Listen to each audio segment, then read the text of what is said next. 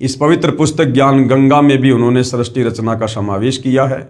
सर्व धर्मों के धर्मशास्त्रों से फिर उस सृष्टि रचना को उन्होंने प्रमाणित किया है जो बिल्कुल सत्य कथा है, नारायण कथा है, अमर कथा है। और इस सृष्टि रचना पर जब तक हमें विश्वास नहीं होगा तब तक हम भक्ति मार्ग में आगे नहीं बढ़ सकते, हम अध्यात्म में सफल नहीं हो सकते। तो सृष्टि रचना को लेकर पूज्य गुरुदेव भगवान ने बताया कि सर्वप्रथम एक अनामी लोक था। उस अनामी लोक में कबीर परमात्मा स्वयं ही विराजमान थे। उस समय तक उन्होंने कोई भी आत्मा उत्पन्न नहीं की थी। उस परमेश्वर के और भी उपमात्मक नाम थे, सत्य पुरुष, शब्द स्वरूपी राम, अकाल मूरत, परम अक्षर ब्रह्म आदि आदि।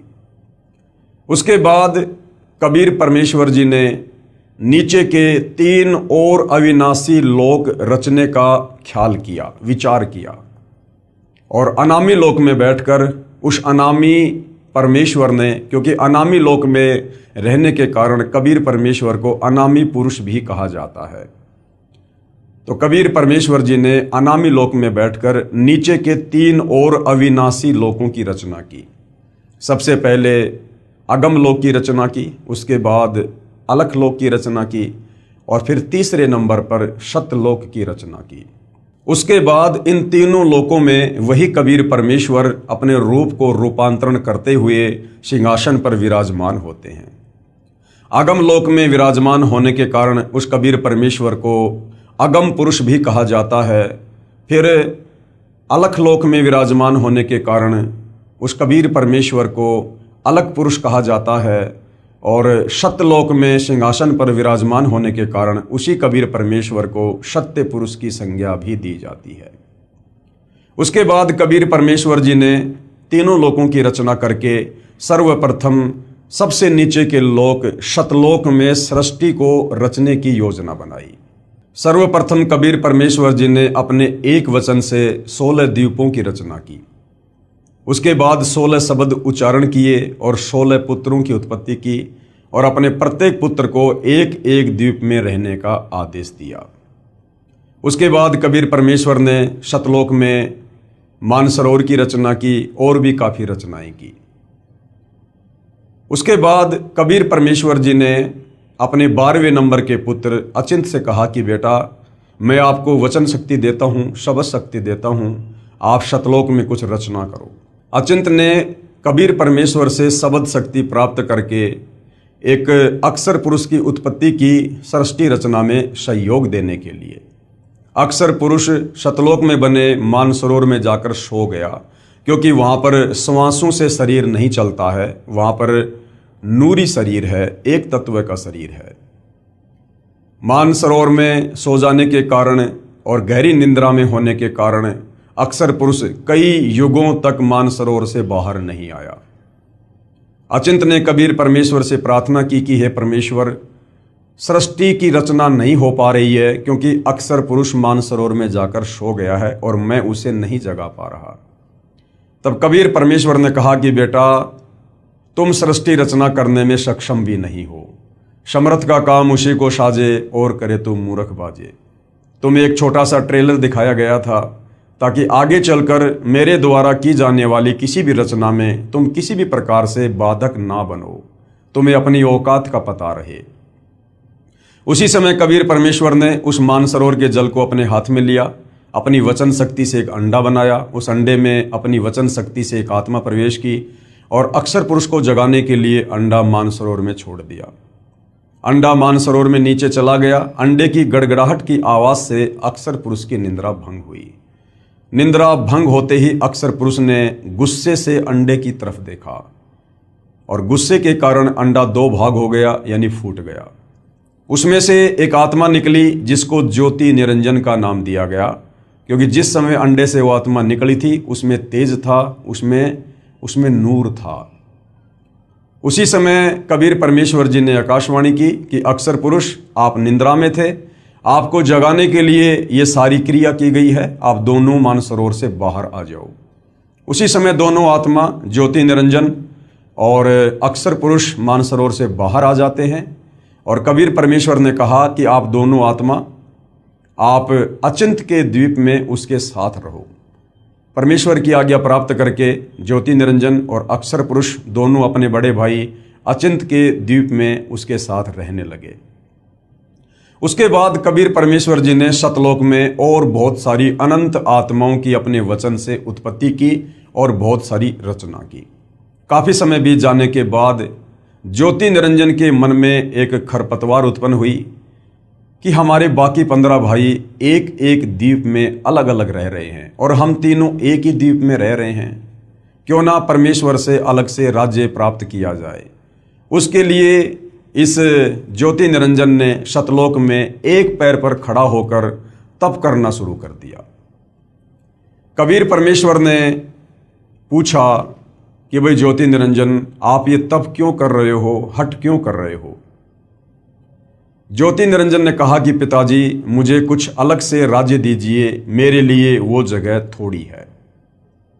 और जिस समय भाई और बहनों ये ज्योति निरंजन सतलोक में एक पैर पर खड़ा होकर तप कर रहा था, उस समय आज आप और हम जितनी भी आत्माएं इस मृत लोक में, इस 21 ब्रह्मांड में, ब्रह्मा विष्णु महेश से लेकर आप और हम जैसे आम इंसान, 184 योनियों के जलचर, थलचर, नभचर जितने भी प्राणी हैं, गंदी नाली के कीड़े से लेकर ब्रह्मा विष्णु महेश तक, जो आज हम यहाँ पर दुख भोग रहे हैं, नरक भोग रहे हैं, जन्म और मरण के रोग में हैं, 184 योनियों का कष्ट भोग रहे हैं, हम सभी आत्माएं उस समय तप कर रहे उस ज्योति निरंजन के ऊपर आसक्त हो गए। कबीर परमात्मा ने हमें बीच बीच में बहुत सावधान किया कि बच्चों, ये नादान है, इसकी नादानी को मत देखो, ये अपने कर्म फोड़ रहा है।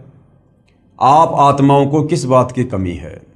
आपको सर्व सुख है, सर्व सुविधा है, आप अपनी भक्ति करो, प्रेम से आराम से रहो, इस नादान की नादानी को मत देखो। हम आत्माएं ऊपर से तो सावधान हो गई, परंतु अंदर से जो कशक थी वो ज्यों की त्यों ज्योति निरंजन के प्रति बनी रही। कबीर परमेश्वर ने देख लिया कि भाई बार बार समझाने के बावजूद भी ये अपनी हरकतों से बाज नहीं आ रहे हैं, ये पतिव्रता पद से नीचे गिर चुके हैं, इनकी आस्था अपने परमेश्वर से हटकर और एक अपने जैसे 2 कोड़ी के जीव के ऊपर अधिक होती जा रही है। इसलिए कबीर परमेश्वर ने सोचा कि अब ये आत्मा सतलोक में रहने के लायक नहीं है। उधर से जब सत्तरयुग ज्योति निरंजन ने तप पूरा कर लिया तो कबीर परमेश्वर ने कहा, भाई आपको क्या चाहिए? ज्योति निरंजन ने कहा, पिताजी मुझे अलग से राज्य दे दीजिए। कबीर परमेश्वर ने उसके 70 युग के तप के बदले उसे सतलोक में 21 ब्रह्मांड दे दिए, जैसे कोई सेठ साहूकार पिता अपने बच्चे को 21 प्लाट दे देता है। उन 21 ब्रह्मांडों को प्राप्त करके ज्योति निरंजन फूला नहीं समाया और अपने उन ब्रह्मांडों में सैर करने लगा, घूमने फिरने लगा। काफ़ी समय बाद उसके मन में आया कि खाली प्लाटों का क्या करूँगा, इसमें कुछ रचना भी होनी चाहिए। उस रचना की सामग्री को प्राप्त करने के लिए ज्योति निरंजन ने सतलोक में फिर से एक पैर पर खड़ा होकर तप करना शुरू कर दिया। जब 70 युग बीत गए तब कबीर परमेश्वर ने पूछा कि भाई अब आपको क्या चाहिए? जो आपने मांगा था मैंने आपको दिया। ज्योति निरंजन ने कहा कि पिताजी मुझे कुछ रचना रचने की सामग्री दे दीजिए ताकि मैं कुछ कंस्ट्रक्शन अपने ब्रह्मांडों में कर सकूं। उस समय ये 5 तत्व और 3 गुण ये कबीर परमेश्वर के सबसे बड़े पुत्र कूरम के मुकुट में सूक्ष्म रूप में बीज रूप में थे। कबीर परमेश्वर जी ने ज्योति निरंजन से कहा कि आप अपने बड़े भाई कूरम के पास जाओ, बड़े ही प्यार से, बड़े ही अदब से आप उससे ये सामग्री मांगना, मेरा नाम लेकर, मेरा आदेश बताकर वो तुझे प्रदान कर देगा। ज्योति निरंजन अपने बड़े भाई कूरम के पास जाता है रचना सामग्री प्राप्त करने के लिए। कूरम उस समय समाधि में था, ध्यान में था, भक्ति में लीन था। वहाँ जाकर ज्योति निरंजन ने आवाज़ दी कि भैया मुझे पिताजी ने भेजा है, तुम्हारे पास में सृष्टि को रचने की सामग्री है, वो मुझे चाहिए। लेकिन कूरम ध्यान में था, उसकी बात को नहीं सुन पाया। उधर से ज्योति निरंजन ने अपना धैर्य खो दिया और कूरम को जगाने के लिए उसके मुकुट को हिलाया। जैसे ही कूरम के मुकुट को हिलाया उसमें से 3 गुण निकले, रजगुण, सतगुण और तमगुण। इन तीनों को प्राप्त करके ज्योति निरंजन बड़ा प्रसन्न हुआ और सोचा इसके मुकुट में तो और भी बहुत कुछ होगा। फिर से उसके मुकुट को हिलाया तो उसमें से 5 तत्व निकले, पृथ्वी, अग्नि, जल, वायु, आकाश। ये बीज रूप में थे, सूक्ष्म रूप में थे। इतने में कूर्म समाधि से बाहर आता है और कहता कि आप ये क्या कर रहे हो। ज्योति निरंजन ने कहा कि मुझे पिताजी ने आज्ञा दी है और मुझे ये रचना सामग्री प्राप्त करनी थी। तो कूर्म ने कहा कि ये तो बहुत कीमती वस्तु है और मुझे सत्य पुरुष ने दी है, मुझे पिताजी ने दी है, कबीर परमेश्वर ने दी है और उनकी आज्ञा के बिना मैं ये किसी और को नहीं दे सकता। आप थोड़ा सा धैर्य धारण करो, मैं अभी पिताजी से आज्ञा प्राप्त करता हूँ। लेकिन काल ने एक नहीं सुनी और उसी समय वहाँ से वो निकल लिया। कूर्म थोड़ा नाराज हुआ और परमेश्वर जी को सारी बात ध्यान के माध्यम से बताई। उसी समय कबीर परमेश्वर जी ने कहा कि बेटा, छोटे गलती किया करते हैं, बड़े माफ़ किया करते हैं, वो नादान है और उसके लोक में कभी भी शांति नहीं रहेगी। घर घर में लड़ाई झगड़ा, मन मुटाव, छल कपट इसी प्रकार से रहेगा। कूर्म शांत हो गया। ज्योति निरंजन सारी रचना की सामग्री को प्राप्त करके अपने 21 ब्रह्मांडों में आता है और काफ़ी कुछ रचना करता है। हम सभी नादान आत्माएं उसके ऊपर कुर्बान हो चुकी थी, पतिव्रता पद से नीचे गिर चुकी थी। कुछ समय बाद ज्योति निरंजन ने देखा कि मैंने बहुत सारा निर्माण कार्य भी कर लिया है, लेकिन मेरे अकेले का मन नहीं लग रहा, कुछ आत्मा हो तो बात बने। ये सोचकर ज्योति निरंजन ने फिर से सतलोक में 64 युग तप किया। 64 युग तप करने के बाद कबीर परमेश्वर जी ने कहा कि भाई ज्योति निरंजन, आपको जो चाहिए था वो मिल गया, अब और क्या चाहिए, आप ये क्यों हट कर रहे हो। ज्योति निरंजन ने कहा, पिताजी मुझे कुछ आत्मा दे दो, मेरा अकेले का मन नहीं लगता। कबीर परमेश्वर ने कहा कि बेटा, तेरे तप के बदले अगर तुझे और ब्रह्मांड चाहिए तो मैं दे सकता हूँ, परंतु ये मेरे बच्चे हैं, मेरी आत्मा हैं, ये मेरे वचन से, मेरे शब्द से, मेरे शरीर से उत्पन्न हैं, इनको मैं किसी भी कीमत पर नहीं दे सकता हूँ। हाँ, यदि कोई तेरे साथ स्वेच्छा से जाना चाहे तो मैं आज्ञा दे सकता हूँ। कबीर परमेश्वर को पता था कि इन सब की आस्था इस ज्योति निरंजन में ज़्यादा हो चुकी है, अब ये सतलोक में रहने के योग्य नहीं है। और ये ज्योति निरंजन भी हमें बार बार कहा करता था कि मैंने पिताजी से ऐसे ऐसे 21 ब्रह्मांड प्राप्त कर लिए हैं, मैंने बहुत ही बढ़िया वहाँ पर रचना की है, हम वहाँ पर मौज किया करेंगे, सुख भोगा करेंगे, क्या तुम मेरे साथ चलोगे। हम कहा करते थे कि भाई अवश्य चलेंगे यदि पिताजी आज्ञा दे दें। तो ज्योति निरंजन ने कहा कि पिताजी, कुछ आत्माएं हैं जो मेरे साथ जाना चाहती हैं। परमेश्वर ने कहा, ठीक है भाई, मेरे सामने स्वीकृति दिलवा दे, मैं उनको भेज दूंगा। ज्योति निरंजन और कबीर परमेश्वर हम सभी आत्माओं के पास आते हैं और परमेश्वर जी कहते हैं कि भाई कौन कौन हंस आत्मा है जो इस ज्योति निरंजन के साथ इसके 21 ब्रह्मांडों में जाना चाहती है। चारों तरफ सन्नाटा छा गया, किसी की बोलने की हिम्मत नहीं हुई। तो कबीर परमेश्वर ने कहा, भाई ज्योति निरंजन, आप तो कह रहे थे कि कुछ आत्माएं मेरे साथ जाना चाहती हैं, यहाँ तो कोई कुछ नहीं बोल रहा। इतने में एक आत्मा ने सर्वप्रथम हाथ खड़ा किया और कहा, पिताजी मैं जाना चाहता हूँ। उस आत्मा की देखा देखी फिर असंख्य आत्माओं ने हाथ खड़े कर दिए कि कहीं सारी लूट, सारी मौज 21 ब्रह्मांडों में ये अकेला ही ना लूट ले। असंख्य आत्माओं ने हाथ खड़े कर दिए। कबीर परमेश्वर ने कहा, ठीक है भाई ज्योति निरंजन, आप अपने 21 ब्रह्मांडों में जाइएगा, मैं इन तमाम आत्माओं को तुम्हारे पास अपने हिसाब से भेज दूंगा। ज्योति निरंजन अपने 21 ब्रह्मांडों में चला जाता है। पीछे से कबीर परमेश्वर ने सर्वप्रथम जिस हंस आत्मा ने काल के साथ जाने के लिए हाथ खड़ा किया था, उसकी एक युवा लड़की बनाया, सुंदर लड़की बनाया। और हम जितनी भी आत्माएं थी, तमाम आत्माओं को परमेश्वर जी ने सूक्ष्म रूप में उस लड़की के अंतःकरण में डाल दिया, जिसका नाम उन्होंने अष्टंगी रखा, आस्ट्रा रखा, आदि माया रखा, जिसको आगे चलकर दुर्गा भी कहा गया। वही शेरा वाली माता दुर्गा। हम सभी आत्माओं को दुर्गा के अंतःकरण में सूक्ष्म रूप में डाल दिया और कहा, बेटी मैंने तुझे सब शक्ति दे दी है, जितनी आत्मा ज्योति निरंजन कहेगा तू उत्पन्न कर सकती है। उस समय उस आदि माया दुर्गा को जो है वो प्रजनन इंद्री नहीं थी, क्योंकि सतलोक में किसी को भी प्रजनन इंद्री नहीं है। और कबीर परमेश्वर ने अपने पुत्र सहजदास के द्वारा दुर्गा को ज्योति निरंजन के पास भिजवा दिया। सहजदास दुर्गा को ज्योति निरंजन के पास उसके 21 ब्रह्मांडों में छोड़कर आ जाता है और सारी बात बताकर आ जाता है। सहजदास के आने के बाद ज्योति निरंजन के मन में खरपतवार उत्पन्न हुई, क्योंकि पहले ही वो 3 गुण प्राप्त कर चुका था, जिसमें एक गुण है रजगुण। रजगुण के प्रभाव से वो विषय वासनाओं से ग्रस्त हुआ और लड़की के युवा रंग रूप को देखकर उस पर आसक्त हो गया और उसके साथ में बलात्कार करने का प्रयास करने लगा। दुर्गा ने कहा कि भाई आप ऐसा जुल्म ना करो, आप मेरे बड़े भाई हो, आपको परमेश्वर ने पहले अंडे से उत्पन्न किया है, बाद में हमें अपने वचन से किया है, आप मेरे बड़े भाई हो, भाई बहन का ये दुष्कर्म बहुत बड़ा पाप होगा। मेरे पास में सबद शक्ति है, आप जितनी आत्मा चाहोगे मैं उत्पन्न कर दूंगी। परंतु विषय वासनाओं से बहुत अधिक प्रभावित होकर इस ज्योति निरंजन ने दुर्गा की एक भी बात नहीं सुनी और अपने नाखूनों से जबरदस्ती अपनी सिद्धि से दुर्गा को स्त्री इंद्री लगाने का प्रयास किया। दुर्गा ने सूक्ष्म रूप बनाया और इस ज्योति निरंजन के मुख के माध्यम से उसके पेट में जाकर शरण ली और वहां से फिर कबीर परमेश्वर को याद किया कि हे पिताजी मेरी रक्षा करो। कबीर परमेश्वर वहां अपने पुत्र जोगजीत, जिसको योग शंताइन भी कहते हैं, जो परमेश्वर के 16वें नंबर का पुत्र है, उसका रूप बनाकर वहां पर प्रकट होते हैं। और कबीर परमेश्वर जी इस ज्योति निरंजन से कहते हैं कि भाई ज्योति निरंजन, तूने बहुत बड़ी गलती की है, शतलोक में ऐसा गंदा कर्म करने की सोच रखने वाले को भी नहीं रखा जा सकता। मैं श्राप देता हूं, आज के बाद तेरा नाम काल होगा।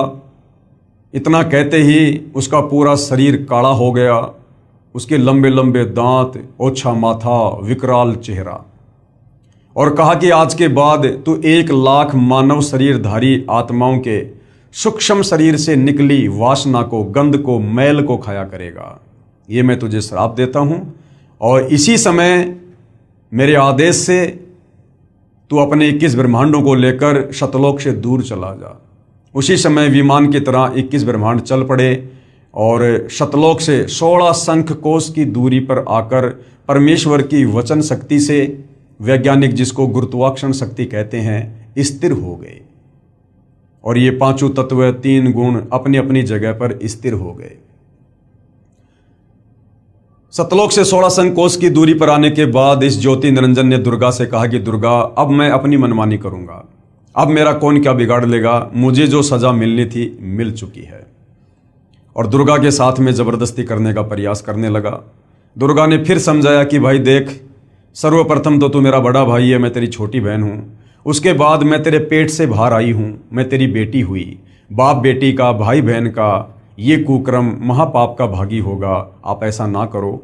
मेरे पास वचन शक्ति है परमेश्वर की दी हुई, कबीर भगवान की, आप जितनी आत्मा चाहोगे मैं उत्पन्न कर दूंगी। परंतु रजोगुण के प्रभाव से प्रभावित होने के चलते इसने दुर्गा की एक नहीं सुनी और इसने दुर्गा के साथ में शादी की, पति पत्नी व्यवहार किया और इसने 3 पुत्रों की उत्पत्ति की। सबसे बड़े का नाम ब्रह्मा रखा, उससे छोटे का विष्णु, तीसरे नंबर वाले का शंकर, और तीनों को एक एक गुण से युक्त कर दिया। और इसने अपने इन 21 ब्रह्मांडों को 4 महाब्रह्मांडों में सेट कर दिया। एक महाब्रह्मांड में इसने 5 ब्रह्मांडों को सेट किया और एक महाब्रह्मांड के बराबर एक ब्रह्मांड में ये स्वयं ऊपर रहता है, जिसको ब्रह्मलोक कहते हैं, जहाँ पर इसने तपतशिला बना रखी है, जहाँ ये प्रतिदिन 1 लाख मानव शरीरधारी आत्मा, स्त्री या पुरुष जो मरते हैं, उनके सूक्ष्म शरीर से निकली वासना को वहाँ पर भून भून के खाता है। और उसके बाद तीनों पुत्रों को इस काल ने अचेत कर दिया। एक पुत्र को इसने, जो सबसे बड़ा है ब्रह्मा, उसको कमल के फूल के ऊपर अचेत करके लेटा दिया। दूसरे वाले पुत्र विष्णु को शेषनाग की सैया के ऊपर अचेत करके लेटा दिया। तीसरे नंबर के पुत्र शिवजी को, शंकर को, इसने कैलाश पर्वत पर अचेत करके बैठा दिया और दुर्गा से कहा कि दुर्गा, तुम इनकी अचेत अवस्था में तुम इनकी परवरिश करो और मेरे आदेश से तुम इनको चेतना में लाना। उसके बाद इस काल ने दुर्गा से कहा कि दुर्गा, 3 पुत्रों की उत्पत्ति हो चुकी है, तीनों पुत्र एक एक गुण युक्त हो चुके हैं, अब तुम इन तीनों पुत्रों के माध्यम से आगे सृष्टि की रचना करो, मेरे भोजन की व्यवस्था करो, जीवों की उत्पत्ति करो। और काल ने कहा कि आज के बाद मैं किसी को भी दर्शन नहीं दूंगा। दुर्गा ने कहा क्या तुम अपने तीनों पुत्रों को भी दर्शन नहीं दोगे? तो ब्रह्म, गीता जी में जिसको ब्रह्म कहा गया है, ये ज्योति निरंजन काल, इसको क्षर पुरुष भी कहते हैं। क्षर का मतलब होता है नाशवान, जिसका जन्म और मरण हो। तो इस ब्रह्म अर्थात काल ने कहा कि मैं अपने तीनों पुत्रों को भी दर्शन नहीं दूंगा, ये मेरी मजबूरी है। यदि मैंने इनको दर्शन दे दिए तो ये मेरे वास्तविक रूप से परिचित हो जाएंगे और फिर ये सवाल करेंगे कि आपका इतना भूंडा चेहरा कैसे है। और सच पता चलने पर कि मुझे रोजाना 1 लाख मानव शरीरधारी आत्माओं को खाना पड़ता है, तो ये कभी भी मेरे लिए संतान उत्पत्ति नहीं करेंगे, जीवों की उत्पत्ति नहीं करेंगे, इस पाप में भागी नहीं बनेंगे। तो ये अपने पुत्रों को भी दर्शन नहीं देता है। और इसने दुर्गा से कहा कि दुर्गा, अब तुम तीनों पुत्रों को सचेत करो। दुर्गा ने तीनों पुत्रों को सचेत किया और तीनों को आपस में इकट्ठा किया और काल के आदेश से दुर्गा तीनों पुत्रों को समुद्र मंथन पर लेकर गई। समुद्र मंथन पर ले जाकर सर्वप्रथम काल ने वहाँ पर 4 वेद जो है वो प्रकट किए और काल के आदेश से दुर्गा ने 4 वेद ब्रह्मा जी को दे दिए। ब्रह्मा जी ने जब वेदों को पढ़ा तो पता चला कि कोई और है, कोई ब्रह्म है, वो सहशरीर है, तेजोमय शरीर है। उससे पहले जब ये ब्रह्मा दुर्गा से पूछा करता था कि हमारा पिता कौन है, तो ये दुर्गा काल के डर से सच नहीं बताती थी और कह देती थी कि बेटा मैं तेरी माँ हूँ, मैं तेरा पिता हूँ। लेकिन जब ब्रह्मा जी ने वेदों में पढ़ा कि कोई और ब्रह्म है जो आकार में है, साकार है, मनुष्य जैसा है, उसको प्राप्त किया जा सकता है, तो ब्रह्मा ने कहा कि माँ मुझे तेरी बातों पर अब यकीन नहीं है। पहले जब मैं पूछा करता था हमारा पिता कौन है तो आप कहती थी कि मैं ही तेरा पिता हूं। अब जब मैंने वेद पढ़ लिए, वेदों में लिखा है, अब मैं पूछ रहा हूं तो आप कह रहे हो कि तुम्हारा पिता है लेकिन वो दर्शन नहीं देगा। माँ मुझे आपकी इस बात पर यकीन नहीं है, मैं तो अपने पिता के दर्शन करके रहूंगा। दुर्गा ने कहा यदि तुझे तेरे पिता ने दर्शन नहीं दिए तो क्या करेगा? ब्रह्मा ने कहा कि मैं आपको शक्ल भी नहीं दिखाऊंगा। ये कहकर ब्रह्मा जी उत्तर दिशा की तरफ अपने पिता के दर्शन करने के लिए समाधि लगाने के लिए चले गए। ब्रह्मा जी ने 4 युगों तक समाधि लगाई लेकिन काल ने दर्शन नहीं दिए। उधर से काल ने आकाशवाणी की कि दुर्गा, सृष्टि की रचना क्यों नहीं हो रही, जीवों की उत्पत्ति क्यों नहीं हो रही है? तुझे पता है ना मुझे 1 लाख मानव शरीरधारी आत्माओं को खाने का श्राप लगा हुआ है। दुर्गा ने कहा कि सृष्टि की रचना कैसे हो? आपका बड़ा बेटा ब्रह्मा आपकी खोज करने के लिए, दर्शन करने के लिए गया हुआ है, समाधि लगा के बैठा है। काल ने कहा दुर्गा उस तक सूचना पहुंचाओ कि मैं उसको दर्शन नहीं दूंगा। दुर्गा ने अपनी सबद शक्ति से एक लड़की उत्पन्न की जिसका नाम गायत्री रखा और कहा बेटी किसी भी तरह से अपने बड़े भाई ब्रह्मा जी को लेकर आ। गायत्री जाती है और देखती है कि ब्रह्मा तो समाधि लगाकर बैठा है। गायत्री ने ध्यान अवस्था में दुर्गा से बात की तो दुर्गा ने कहा कि आप इसके चरण स्पर्श करो, इसकी समाधि टूट जाएगी। गायत्री ने वैसा ही किया, ब्रह्मा जी के चरण स्पर्श किए, ब्रह्मा जी का ध्यान भंग हुआ। ध्यान भंग होते ही ब्रह्मा जी ने क्रोध से कहा कि तू कौन कुलटा है, कुलक्षणा है, जिसने मेरा ध्यान भंग कर दिया, मेरी समाधि तोड़ दी, मैं तुझे श्राप दूंगा। गायत्री ने कहा भाई श्राप बाद में देना, पहले मेरी बात सुन ले, मुझे माता दुर्गा ने भेजा है, आपके बिना सृष्टि नहीं रची जा रही है और आपको मेरे साथ चलना है। ब्रह्मा ने कहा गायत्री मैं कैसे चलूं? मैं माता से कहकर आया था कि जब तक मुझे पिताजी दर्शन नहीं देंगे मैं आपको शक्ल भी नहीं दिखाऊंगा और मुझे पिताजी के दर्शन नहीं हुए। ब्रह्मा ने कहा कि गायत्री अगर तू मेरी झूठी गवाही दे कि मेरे सामने ब्रह्मा को ब्रह्म ने दर्शन दिए हैं तो मैं चल सकता हूं। गायत्री ने कहा भाई मैं झूठी गवाही क्यों दूं? लेकिन गायत्री की मजबूरी थी, दुर्गा का आदेश था, ब्रह्मा को लेकर जाना था। तो गायत्री ने सोचा कि कहीं मैं झूठी गवाही दे दूं, कल को सच्चाई का पता चले, मेरी अकेले की पिटाई हो जाए, मुझे दंड मिले। तो गायत्री ने कहा कि मैं झूठी गवाही दे सकती हूं लेकिन मेरी एक शर्त है, यदि आप मेरे साथ शारीरिक संबंध बनाओ, रति क्रिया करो तो मैं आपकी गवाही दूं। ब्रह्मा ने गायत्री के साथ में शारीरिक संबंध बनाए। उसके बाद गायत्री ने सोचा क्यों ना एक और गवाह तैयार किया जाए ताकि बात में कुछ दम हो। गायत्री ने अपनी शब्द शक्ति से एक लड़की उत्पन्न की जिसका नाम पोहपति रखा और पोहपति से कहा कि तुम ऐसे ऐसे हमारी गवाही दो। पोहपति ने भी यही सोचा कि मैं झूठी गवाही दे दूं, ये कल को बच जाएं और मैं दोषी हो जाऊं। तो पौपति ने भी वही शर्त रखी, यदि ब्रह्मा मेरे साथ में शारीरिक संबंध बनाए तो मैं गवाही दे सकती हूँ। ब्रह्मा की मजबूरी, गायत्री की मजबूरी, ब्रह्मा ने पौपति के साथ वही कर्म किया, शारीरिक संबंध बनाए और तीनों माता दुर्गा के पास में आ जाते हैं। दुर्गा कहती है, बेटा तुझे तेरे पिता ब्रह्म ने दर्शन दिए। ब्रह्मा जी ने कहा कि माता जी मुझे दर्शन हुए हैं। दुर्गा ने कहा कि मैं कैसे यकीन करूं, कोई गवाह पेश करो।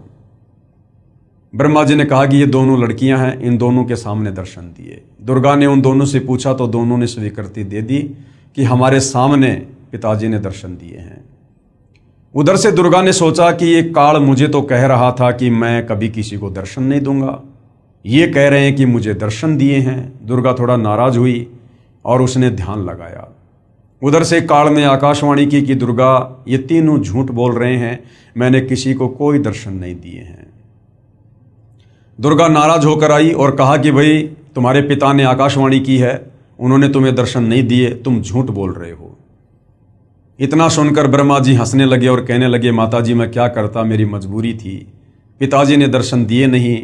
मैं आपसे प्रतिज्ञा करके गया था कि यदि पिताजी दर्शन नहीं देंगे मैं आपको शक्ल नहीं दिखाऊंगा, इसलिए झूठ बोलना पड़ा। उसी समय दुर्गा ने काल प्रेरणा से गुस्से में आकर अपने बड़े बेटे ब्रह्मा को श्राप दे दिया कि जग में तेरी पूजा नहीं होगी और तेरे वंशज भी तेरे जैसे झूठे होंगे, पाखंडी होंगे।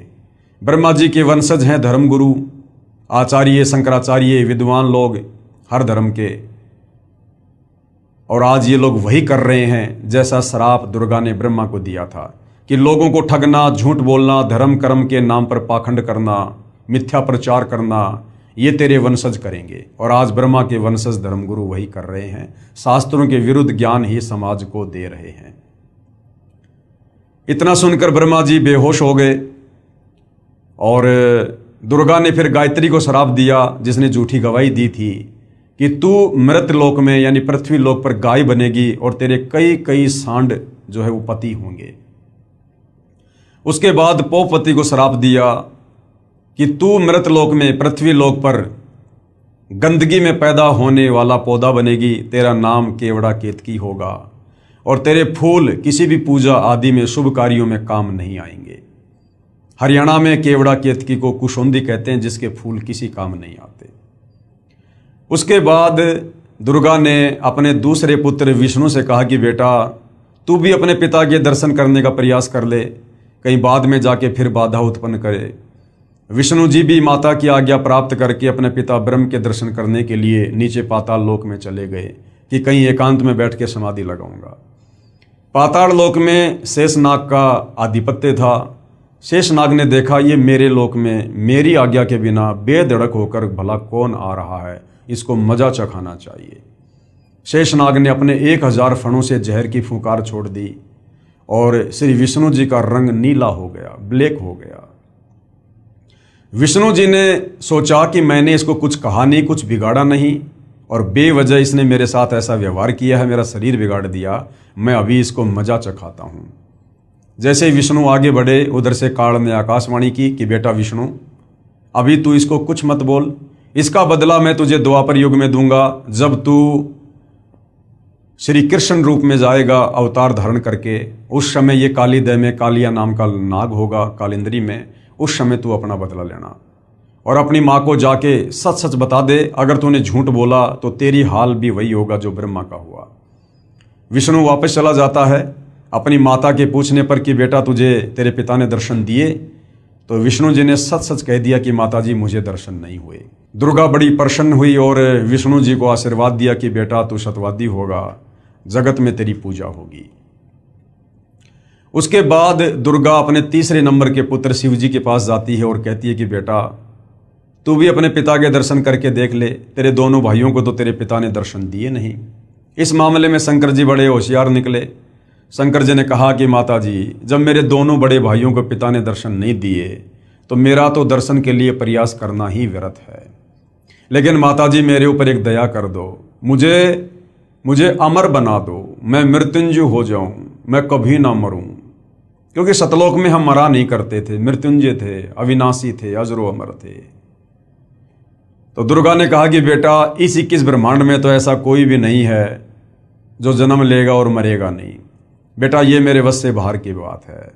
हाँ मैं ये कर सकती हूँ, तुझे एक विधि बता सकती हूँ ध्यान लगाने की, समाधि लगाने की, जिससे तेरी उम्र तेरे भाइयों से बड़ी हो जाएगी। बोला माँ वही उपकार कर दो। दुर्गा ने उसको 10वें द्वार में श्वासों को रोककर ध्यान लगाने की विधि बताई, क्योंकि हमारा शरीर श्वासों पर टिका हुआ है। जितनी श्वासें हम उतने ही जीवित रहते हैं। तो शंकर जी हम देखते हैं ज़्यादातर समाधि में रहते हैं 10वें द्वार में जाकर, और अपनी श्वासों को रोककर ध्यान लगाते हैं, जिस कारण से इनकी लंबी उम्र है। कंप्लीट प्रोसीजर होने के बाद काल ने दुर्गा से कहा कि दुर्गा अब इन तीनों को एक बार फिर से समुद्र मंथन पर लेकर जा, और जो जो वस्तु इनको निकले आप इनको दो, आप इनकी शादी करो। दुर्गा अपने तीनों पुत्रों को लेकर समुद्र मंथन पर जाती है। समुद्र मंथन होता है और वहाँ पर दुर्गा स्वयं जल के अंदर छुप जाती है और अपने 3 रूप धारण करती है। समुद्र मंथन होने के बाद में दुर्गा पूछती है कि बच्चों पहले क्या वस्तु निकली? तो ब्रह्मा जी ने कहा कि ये 3 लड़कियां निकली हैं। सबसे पहले ये वाली लड़की निकली है। दुर्गा ने उसका नाम सावित्री रखा और कहा कि आज से ब्रह्मा ये तेरी पत्नी होगी और तुम अपने लोक में जाकर और खुशी खुशी रहो। दूसरे नंबर पर जो लड़की निकली उसका नाम सावित्री रखा और विष्णु जी से शादी कर दी और विष्णु लोक में भेज दिया। तीसरे नंबर पर जो लड़की निकली थी उसका नाम उमा रखा, पार्वती शंकर जी से शादी कर दी और कहा बेटा जाओ। उधर से काल ने पहले ही तीनों को एक एक गुण से युक्त कर दिया था, रजगुण ब्रह्मा, सतगुण विष्णु और तमगुण शंकर। और उसके बाद में ये नीचे की सृष्टि शुरू हो जाती है, जीवों की उत्पत्ति का कार्य शुरू हो जाता है। प्रतिदिन 1.25 लाख ये दुर्गा उत्पन्न करती है और 1 लाख प्रतिदिन शंकर जी जीवों को मार मार के संहार करके किसी भी प्रकार से लड़ाई झगड़े में, मनमुटाव में, एक्सीडेंट में, युद्ध में अपने पिता काल का भोजन तैयार करता है। इस प्रकार से भाइयों और बहनों ये 21 ब्रह्मांड वाली सृष्टि इस काल की, ज्योति निरंजन की, क्षर पुरुष की यहाँ पर चल रही है। यानी आप और हमें समझ में आ जाना चाहिए कि हम यहाँ पर केवल जेल भोग रहे हैं, क्योंकि जो गलती हमने सतलोक में अपने पिताजी के साथ की थी, पतिव्रता पद से नीचे गिर के काल पे आसक्ति करके, हम उसकी सजा भोगने के लिए यहाँ पर आए हुए हैं। अन्यथा ये हमारा कोई ससुराल नहीं है। और हम जन्म मरण के चक्कर में 184 योनियों में कष्ट भोग रहे, कभी नरक में कष्ट भोग रहे, तपतशिला पर काल हमें भून भून के खाता है। असहनीय पीड़ाओं का सामना करना पड़ता है। और ये काल यहाँ कोई बिजनेस करने नहीं आया है। इसने सतलोक में जो तप करके गलती की और दुर्गा के साथ जिस प्रकार से दुर्व्यवहार करने का प्रयास किया उस सच्चे लोक में, उसकी सजा इसने पाई। और यहाँ पर प्रतिदिन 1 लाख मानव शरीरधारी आत्माओं के सूक्ष्म शरीर से निकली गंध को, मैल को ये खाता है। उसके लिए ये यहाँ पर अपने तीनों पुत्रों के द्वारा दुर्गा के माध्यम से जीवों की उत्पत्ति करवाता है और उनका संहार करवाता है। और विष्णु के माध्यम से सबको मोह ममता में बांध के स्थिति को बना के रखता है। तो इस प्रकार से भाइयों और बहनों इस काल की ये सृष्टि यहाँ पर चल रही है। उसके बाद सतलोक में जो अक्षर पुरुष था, जो अक्षर पुरुष उस ज्योति निरंजन और अचिंत के साथ एक द्वीप में रहा करता था, अक्षर पुरुष के मन में आया कि क्षर पुरुष यहां से जा चुका है, ज्योति निरंजन यहां से जा चुका है 21 ब्रह्मांड लेके, और वो तो बहुत ज्यादा मौज मस्ती कर रहा होगा, बड़े सुख भोग रहा होगा, बड़े आनंद में होंगे लोग जो उसके साथ गए हैं। ये सोचकर अक्षर पुरुष ने भी सतलोक में जो भक्ति करते हैं, सार नाम का जाप करते हैं, सार नाम का जाप भी किया और साथ में चिंतित रहने लगा, व्याकुल रहने लगा अपने साथी ज्योति निरंजन की याद में। कबीर परमेश्वर ने उसे भी सावधान किया कि बेटा आप ये गलती ना करो, आप पतिव्रता पद से नीचे मत गिरो, आपको यहाँ पर सर्व सुविधा है, आपको जो चाहिए आप बोलो, आप एक जीव के ऊपर आसक्त क्यों हो रहे हो। लेकिन अक्षर पुरुष भी अपनी हरकतों से बाज नहीं आया। काफी समय बाद कबीर परमेश्वर ने पूछा कि बता तुझे क्या चाहिए। अक्षर पुरुष ने कहा कि पिताजी मुझे भी अलग से राज्य प्रदान कर दो। कबीर परमेश्वर ने अक्षर पुरुष को 7 शंख ब्रह्मांड दे दिए। नील शंख, 7 शंख ब्रह्मांड। सात संग ब्रह्मांडों को प्राप्त करके अक्षर पुरुष भी बड़ा प्रसन्न हुआ।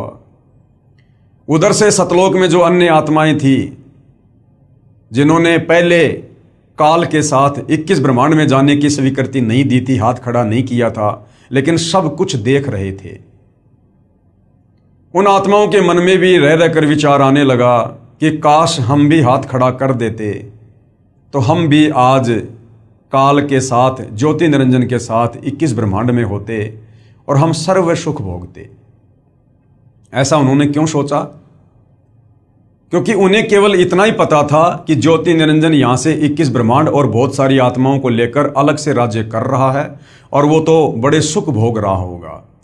उन्हें इस बात का नहीं पता था कि किस प्रकार से परमेश्वर ने उसको श्राप देकर और सजा काटने के लिए यहां से बाहर भेजा है और उस लोक में आत्माएं कैसे कैसे नरक भोग रही हैं। आज आप और हमें पता है हम कितना सुख भोग रहे हैं, जन्म मरण के चक्कर में पड़े हैं। मनुष्य जन्म में भी हम सुखी नहीं हैं।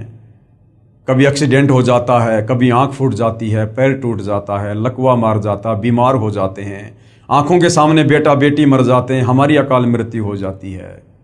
उसके बाद लक 84 योनि में गधे, कुत्ते, सुअर, कीट पतंग, गंदे नाले का कीड़ा बनकर दुख भोगते हैं। कुत्ता बनकर टट्टी खाते हैं, सुअर बनकर लैट्रिन खाते हैं, गोबर खाते हैं।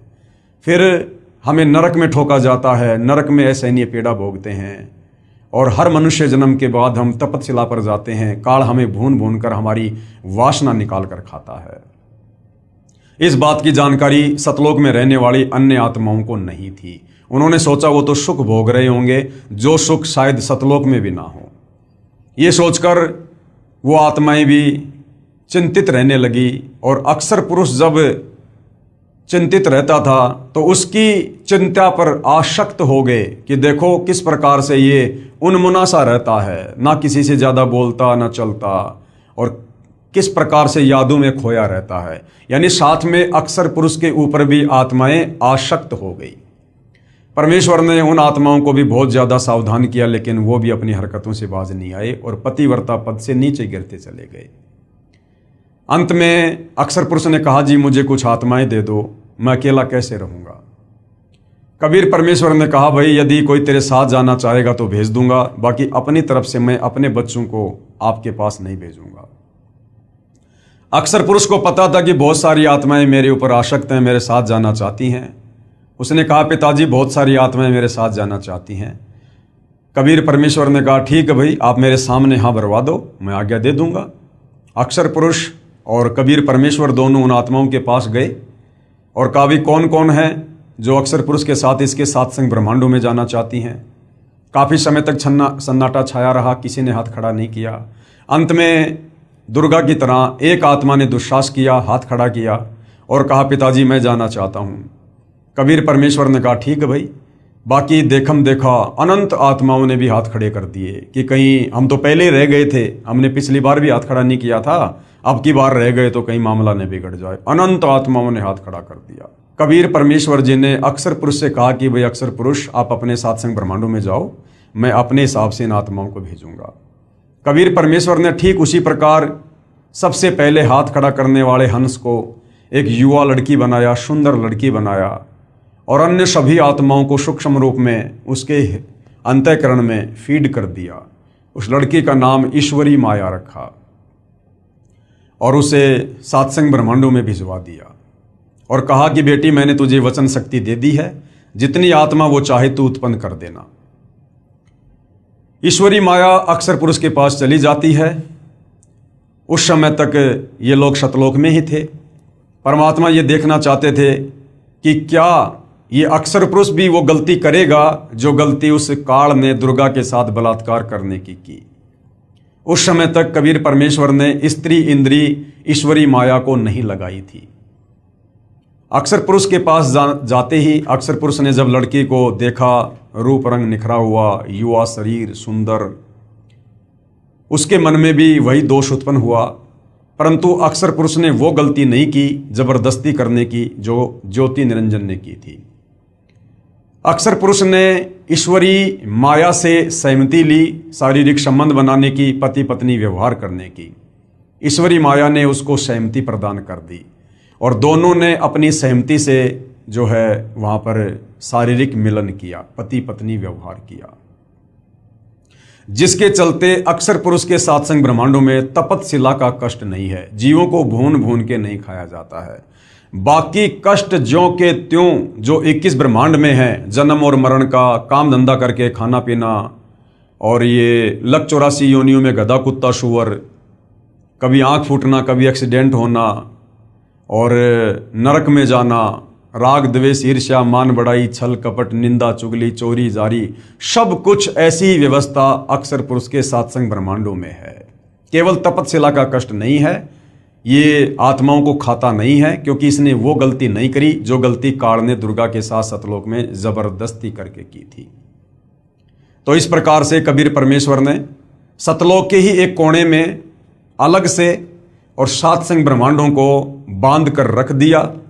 अपनी मर्जी से वापस सतलोक में ना तो अक्सर पुरुष आ सकता, ना ईश्वरी माया आ सकती, और ना वो तमाम आत्माएं जो उसके सात्संग ब्रह्मांडों में है।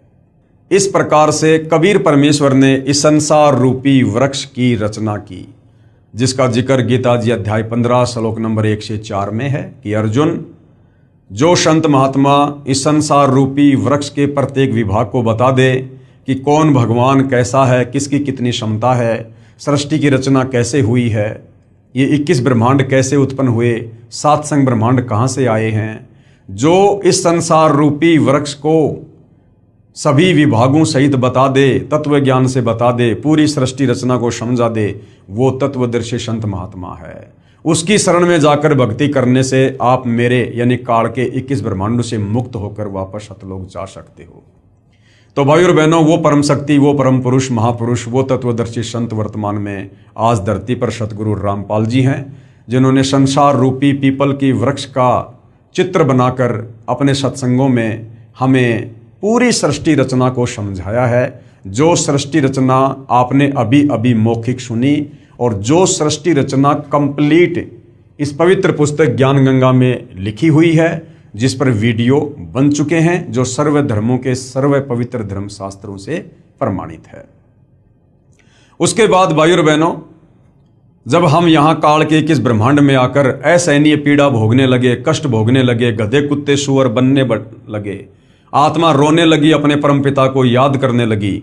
हम चाहे किसकी भी भक्ति करते हैं, चाहे कोई माता की, चाहे कोई ब्रह्म की, चाहे कोई देवी देवताओं की, चाहे वैसे कोई मंदिर में जाता है, और जब कोई विशेष आपत्ति आती है तो हम आत्मा से पुकार करते हैं कि हे परमात्मा रक्षा करो, हे सबके मालिक, हे सच्चे मालिक।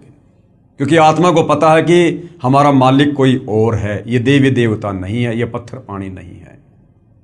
तो जब आत्मा यहाँ पर दुख उठाने लगी लक 84 योनियों में, तपतशिला पर और नरक में, तो आत्मा की पुकार को सुनकर हमें दुखी होता देखकर कबीर परमेश्वर सतलोक से चलकर और अपने पुत्र जोगजीत का रूप बनाकर काल के 21 ब्रह्मांड में आए, और सर्वप्रथम कबीर परमेश्वर की मुलाकात जोगजीत रूप में 21वें ब्रह्मांड पर तपतशिला के पास इस काल से ज्योति निरंजन से हुई, जहाँ पर ये गुप्त रहता है। इसने सौगंध खा रखी है कि मैं आज के बाद अपने ओरिजिनल काल रूप में किसी को भी दर्शन नहीं दूंगा। जिस कारण से साधु संत महात्मा ऋषि, बड़े बड़े वेदों के विद्वान ओम नाम की साधना भी कर करके थक गए, ध्यान लगा के भी थक गए, लेकिन काल ने दर्शन नहीं दिए। खुद ब्रह्मा जी ने 4 युग समाधि लगाई, लेकिन काल ने दर्शन नहीं दिए। फिर यहाँ घंटे 2 घंटे की साधना से भला ये किसको दर्शन देगा। तो इस प्रकार से फिर लोगों ने निष्कर्ष निकाल लिया कि वो ब्रह्म जो है वो निराकार है, वो दिखाई नहीं देता, जबकि वो साकार है, सहशरीर है, मनुष्य आकार में है, 21वें ब्रह्मांड में रहता है, अव्यक्त रहता है, लेकिन उसने सौगंध खा रखी है कि मैं किसी को दर्शन नहीं दूंगा। जिस कारण से साधना करते करते जब उसके दर्शन नहीं हुए, तो साधु संत महात्मा ऋषियों ने अपना निष्कर्ष दे दिया कि परमात्मा निराकार है, वो दिखाई नहीं देता, और सब इसी थ्योरी पर सेट हो गए कि वास्तव में परमात्मा तो दिखाई नहीं देता, वो तो निराकार है, जबकि वो साकार है, दिखाई देता है। लेकिन उसकी प्राप्ति की विधि इन 4 वेदों में नहीं है। उसकी विधि सूक्ष्म वेद 5वें वेद में है, जो ज्ञान कबीर परमात्मा खुद ही चलकर आकर धरती पर देता है। तो कबीर परमेश्वर प्रथम बार काल के 21वें ब्रह्मांड में तपतशिला के पास इस काल बलि से मिले। दोनों में कुछ एग्रीमेंट हुआ, जिसमें एक एग्रीमेंट था कि परमेश्वर आप तीनों युगों में जीव थोड़े लेके जाना, सतयुग त्रेता द्वापर में, चौथे युग कलयुग में आप जितने मर्जी जीव लेकर जाना। काल ने सोचा था कि अभी 3 युगों में तो इनके पास खूब भक्ति है और चौथे युग में ये कंडम हो जाएंगे और मैं इनको चौथे युग में तरह तरह की पूजाओं पर लगा दूंगा, शास्त्रों के विरुद्ध ज्ञान से ओतप्रोत कर दूंगा और अपने काल दूतों के माध्यम से, ऋषि मुनियों, साधु संतों, आचार्य शंकराचार्य, मुल्ला मौलवियों के माध्यम से शास्त्रों के विरुद्ध ज्ञान दे दे के पाखंड पूजा पर लगा दूंगा, पत्थरों की पूजा पर लगा दूंगा, मंदिर, मस्जिद, चर्च, गुरुद्वारों में भगवान बताकर वहां पर मत्था टिकवा दूंगा, तीर्थ धाम, पैदल यात्रा, कावड़ लाना, बद्रीनाथ, केदारनाथ, हर जगह इनको भटका दूंगा मैं। और जब वो परमात्मा चौथे युग में आकर इनको ज्ञान समझाएगा, ये उसकी एक भी बात नहीं मानेंगे, उल्टा उसका सिर फोड़ेंगे कि तू कहाँ से ये ज्ञान ले आया कि परमात्मा साकार है, दिखाई देता है, कोई सतलोक है। आज वही हो रहा है भाइयों और बहनों। आज 90% आत्माएं सतगुरु रामपाल जी के द्वारा बताई जा रही यथार्थ सृष्टि रचना को उस अज्ञानता के चलते, जो अज्ञानता हम सदियों से सुनते आ रहे हैं, जो शास्त्र विरुद्ध साधना हम सदियों से करते आ रहे हैं, हमारे दिलो दिमाग में यही बैठा दिया गया है कि परमात्मा निराकार है।